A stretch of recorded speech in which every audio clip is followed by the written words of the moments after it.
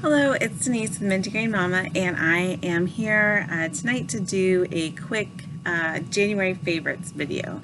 So, decks and books and crystals that I have been working with this month and really loving. I'm going to try to keep it quick. So, I'm going to start with my first deck is my deck of the month, and that is the Navigator's Tarot of the Mystic Sea. And this is the one I've been using all month for my daily draws and working with it through some different tarot exercises and just really immersing myself in this deck. I read a lot of the guidebook. I've been reading her fictional novels, the author Julia A. Tart's trilogy of fiction that she has written based on these cards, and I feel like I know them so much better now than when I started. And at the same time, I feel like there's so much more for me to learn about these cards. And there's so much, like, there's esoteric meanings that still kind of elude me. There are just so many layers of meanings in these cards. And so I feel like my work with these cards is not over, but I definitely am glad that it is the end of the month because I need a break from, this has been a very intense study deck for me just because of all the different meanings. And it is based on the Kabbalah. And so it's interesting because the author has in her guidebook, she kind of talks about how she has things organized as from the way of return, which is instead of from the top of the tree and going down to the bottom, starts at the bottom sphere of Malkuth and it works its way up to the top. And she's also rearranged the measures a bit in her guidebook, the way that they're ordered and the way that the way the different majors fit into the paths on the Tree of Life. So I've been a bit overwhelmed because I didn't know exactly, I wasn't very familiar with the concepts before I started with her deck. So I didn't know how other people saw them, and then to have them like kind of changed might have thrown me off a bit. And the imagery in this deck is very different, I would say, to a lot of other decks, which makes it both interesting and not quite as easy to read as a lot of other decks as well. So this has been definitely a journey, and I feel like I'm still going to keep working with this deck, but I am going to be using some other decks now. Oops. Speaking of, my deck of the month for next month, I've already kind of started working with, so I'm just going to pull it out, and that is the Everyday Enchantment Tarot by Poppy Palin. This is such an amazing deck. I was so on the fence about this deck before I bought it, and I was just, as soon as I took it out of the box and started looking through the cards, I just absolutely fell in love. Oops. Like the cardstock is soft and buttery. I do think they're a little bit large, and so I've seen like it with the borders trimmed, and so I don't know, because I love the backs, but that might be a thing that I do. But I just love the stories that the cards tell are so amazing, and it's just so easy for me to read intuitively. I've already done some readings with this deck for myself and for others, and I feel like it's just, I don't have to sit there and think, wow, this is different than, I would imagine this card. It just tells me what the story tells me what I need to know. So it's just been a really fun deck. It's easy to use intuitively, and I really like the way that the guidebook is written. It has, like, for each card, it explains like the image. So it has an image, it explains the image, it has like some keywords, but then it also has like a little story from the point of view of the person in the card, and then also a meaning. So for Like for example, this one's the Ace of Coins, and it says, "My mates might be stuck in an office, but I'm out in the fresh air building blocks in place. Oh, putting building blocks in place for a fantastic future."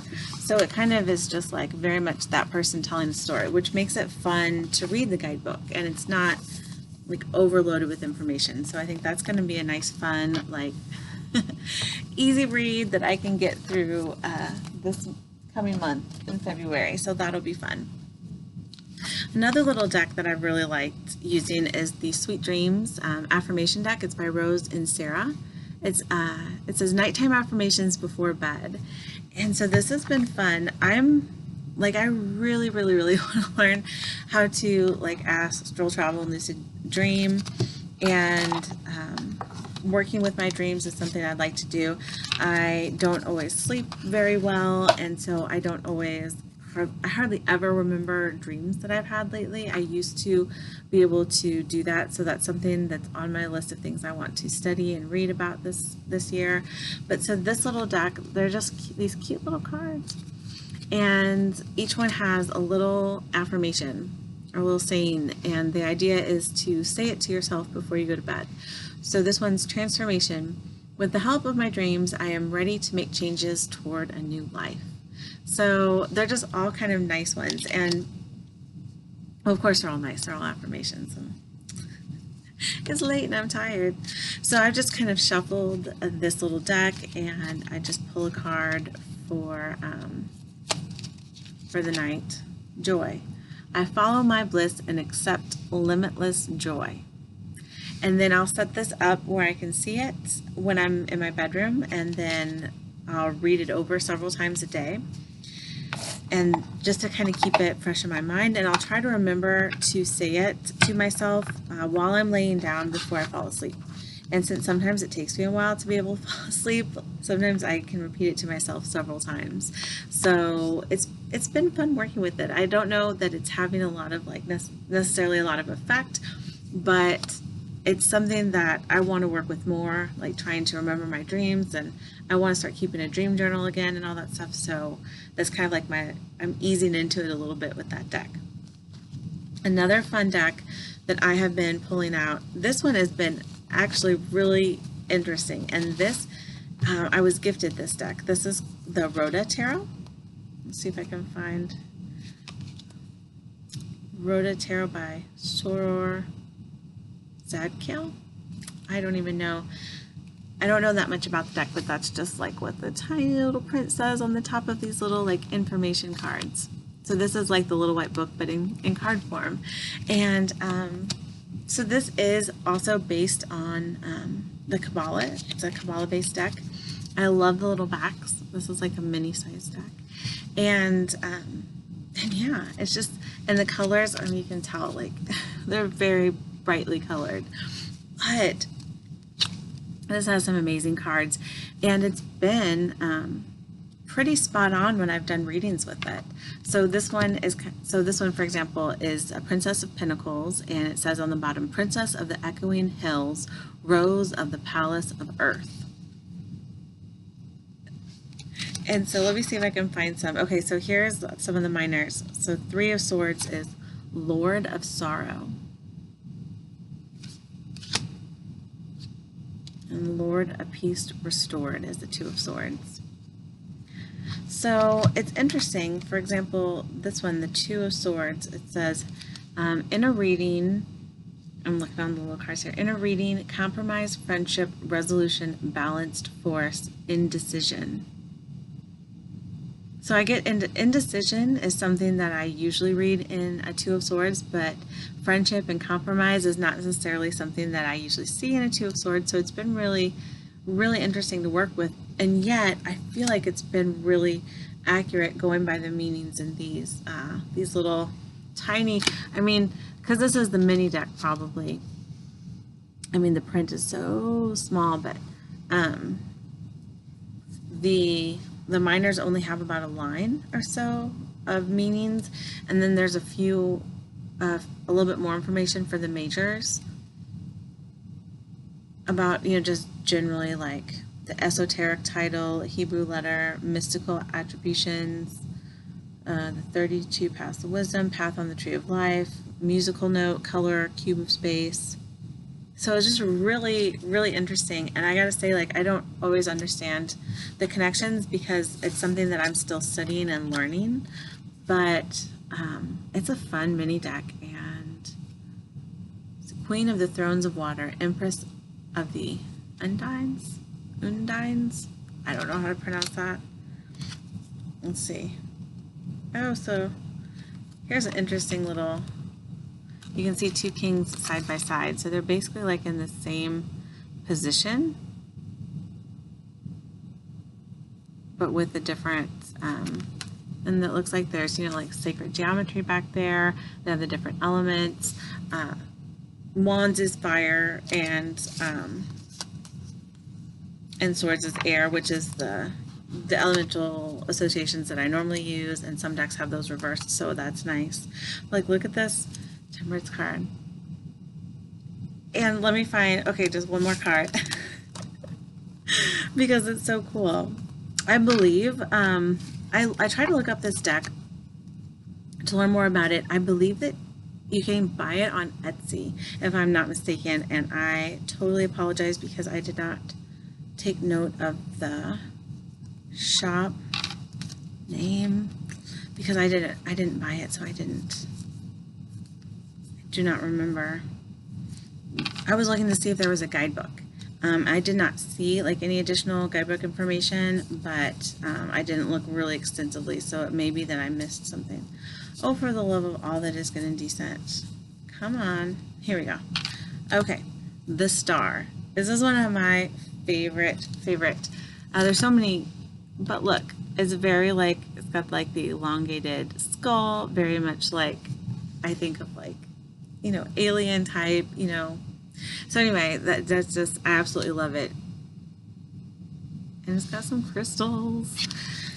And then look, the sun. I know a lot of people don't like naked babies in the sun card, but they honestly, like, I don't care. I'm okay with naked babies because for me, the sun card, I read it a lot, having to do with children. So for me, if children are in the sun card, like that's, I don't know, that seems normal to me. And then look at this though, they're in like a fairy ring of mushrooms. Okay, so I will stop. It's just such a fun little deck. I just wish like I had more information about like the symbolism and what everything means, but I haven't, like I said, I just glanced at the online, so I haven't really looked in depth. So, oh gosh, I don't want to go on for too much longer, so just quickly, I ended up buying some decks this month, and I went ahead and got the Wooden Tarot, and this is by Andrew Liam Schwartz, and the Earthbound Oracle by the same person, and the Seeker's Lenormand by the same person, because it was a set, and I really, I've been seeing this in some of the videos I've been watching for the 31 Days of Tarot, and I was like, yeah, I remember I looked at that deck. And I was kind of, you know, not quite sure if I was going to connect with it. And then I finally was like, you know what? I think that would work really well with where I am right now. So let me give it a try. And I've been so loving like the images and working with it. And I've just started, so I'm excited to keep going. So I'm trying to read a couple of novels every month that have kind of like a something magical about them, you know, like I read a lot of like fantasy or, you know, that kind of stuff, but something that has some sort of magical subject matter. And so this month I ended up reading Dune for a book club that I'm in, and it does have a very like mystical kind of like magical type thing, even though it's also combined with a lot of like science fiction-y type stuff. But it was really interesting. It's the first time I've read it, and because I know it's been around and been very popular for a long time, but I just never did. And because I was in that book club, I got a chance to read it, and it was really, really fun. I just don't even know how to describe it other than being like, you know, yeah, very kind of like a an interesting sci-fi novel about like how religion and how it shapes people on like this distant planet in a very extreme environment. So it was very interesting. And then I am also at the very, very, very end of The Mists of Avalon, and this is an amazing book. I love it so much. This is the second time I've read it, but it's been 20 years, and that makes me feel so old when I say that, but it's been about 20 years since the first time I read it, and I had forgotten so much about, because there's so much that happens in this book. I had forgotten so much about it, and so reading back through it, it's like reading it almost for the first time, but not, not quite, but like it's been really amazing, and I've gotten a lot of inspiration. Let's see if I can find here. I actually just got this in. This is something I'm hoping to read this next month, but The Priestess and the Pen by Sonia Sadowski. It's Marion Zimmer Bradley, who's the author of Mists of Avalon, Dion Fortune, and Diana Paxson's influence on modern paganism. So I thought that was interesting because there are more books to the Mists of Avalon series, and Diana Paxson is actually a woman who helped Marion Zimmer Bradley write at least one, if not maybe several of them when she was ill, and so if I remember the story correctly. So I just thought that would be really interesting to see how, these three authors whom I like, Marion Zimmer Bradley, Dion Fortune, and Diana Paxson, and how this particular author thinks that they've influenced modern paganism. So anyway, that'll be fun, and that's just one of the books I've been inspired to read as like kind of reading Mists of Avalon again in this time of my life. I thought it's just such an amazing, like, epic journey through the Arthurian legends from the viewpoint of women, and it's just given me a lot to think about, and now I want to go read like all sorts of other Arthurian legend type books, so we'll see how that goes. Also, I finished The Navigator's Dream Riverlog, which is volume 1, written by Julie A. Turk. The novel, it's a novel in the trilogy having to do with the Navigator's Tale of the Mystic Sea. And I gotta say, I feel like I do understand the cards a bit better. This particular volume is about the minor arcana, and I feel like I understand the cards a little bit better now. However, I still feel like there's so much that I still don't get. So it's just such a new way of looking at certain cards for me that I feel like I'm gonna have to, if I really want to work with it and over and over again, I'm gonna have to do a little bit more study. But I am definitely going to try to read the next book, which is book 2 in the trilogy. Is about the court cards, and then the third book is about the majors. The second book's a little bit shorter, and then the third book is longer. And so, yeah, it's a very interesting novel. It's very it's just this really bizarre dream. It seems like a bizarre dream sequence, and I think I've talked about this in another video, so I won't go into it too much. But it's wild. It's wild and crazy. So yeah, but I feel like if you're really into the Navigator's Tale of the Mystic Sea, it's a good supplement to go with that deck. So then Dirty and Divine is my tarot book that I was reading this month. I haven't quite finished it. I'm about halfway through.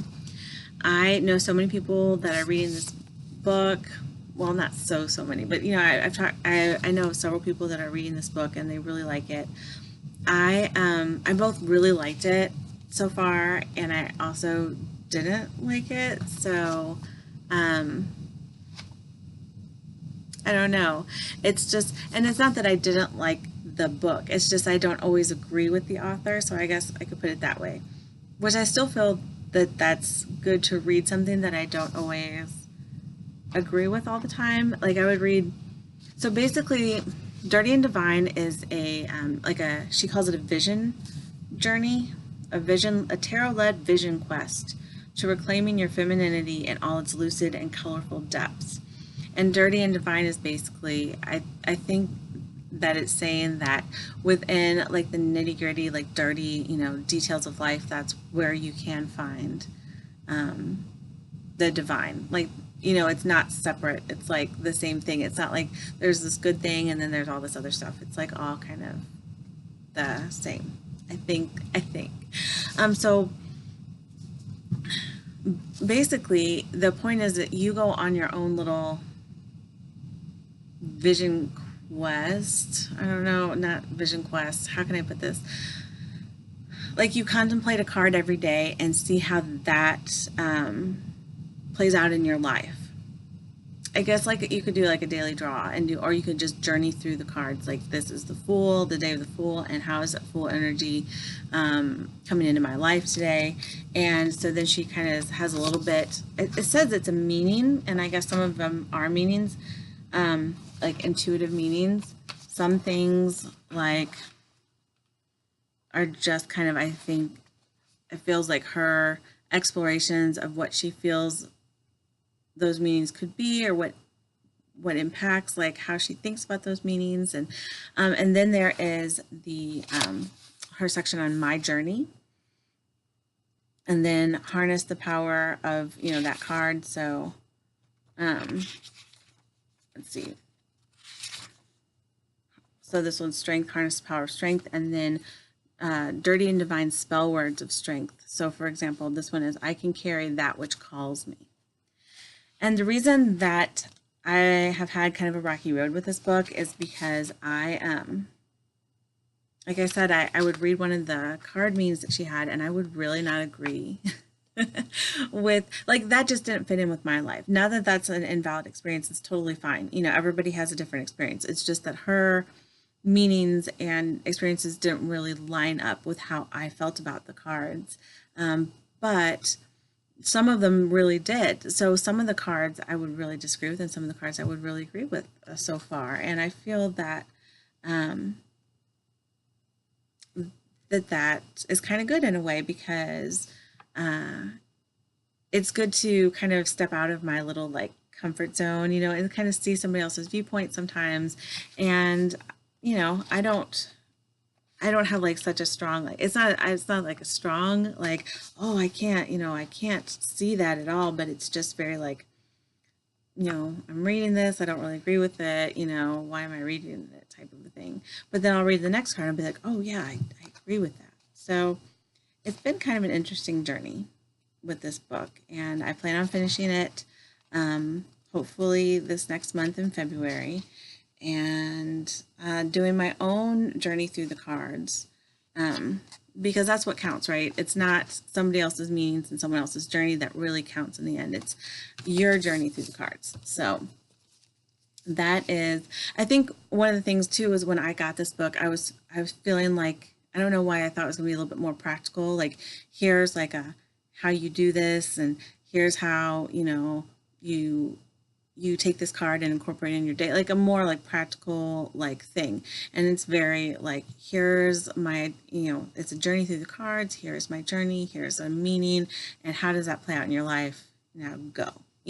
So I think that I was a little surprised by that, but it's still, I think it's a great idea, to do that. So I really do plan on finishing that book, and I have enjoyed it, even though I haven't agreed with everything. And so then I finished my Crystal Skull book by Judy Hall. This is a great book. If you like Judy Hall and you're into crystals and you want to learn about crystal skulls, for me this was really interesting. It had it was just very practical. It had, how to work with the skulls, had a little like history, like a brief history of crystal skulls and some famous skulls. And it also has a bunch of people that have worked with skulls, write what their experiences with the skulls. And now if you, it would only be for people that really like believe that there's an energy and want to work with them, because otherwise you'll be like, wow, that's crazy, because it's, crystal skulls. But I do really like this book, and it's been really interesting learning, because I have just recently started collecting, or they've Crystal Skulls have been finding me lately, and so I've been wanting to work with them more. And this book has been kind of my jumping off point. And so then to end this video is a lot longer than I kind of wanted it to be, but this will be the last thing. I have a new crystal skull, and this one I found online. I haven't. It's the first one I bought online and not in person. But it kind of, I saw a picture and I was like, no, I'm not going to buy any crystals online. But it kind of called to me. It's this gorgeous agate, and it's, oh my gosh, it's like the alien elongated skull one kind of thing that I'm really into. It's just, I don't know, you can't really see it in the camera, I don't think, but it just, it almost looks like you can see like something in there, you know, as if like it's like a brain or, you know, something in there, but it's just the pattern of the crystal. And her name is Blue. And yeah, she's my newest friend that's come to join our little group of skulls over here. So that has been what I have been up to this month. It sounds like so much, and it has been so much, but it's been really a really fun month, and I feel like having my plan for my depth year has really helped me to stay a little bit more focused and not be quite as scattered, although I still have a lot of work to do with that. And I hope everybody's having a wonderful January, and I hope to hear what everyone else has been up to. And I will see you again soon. Bye.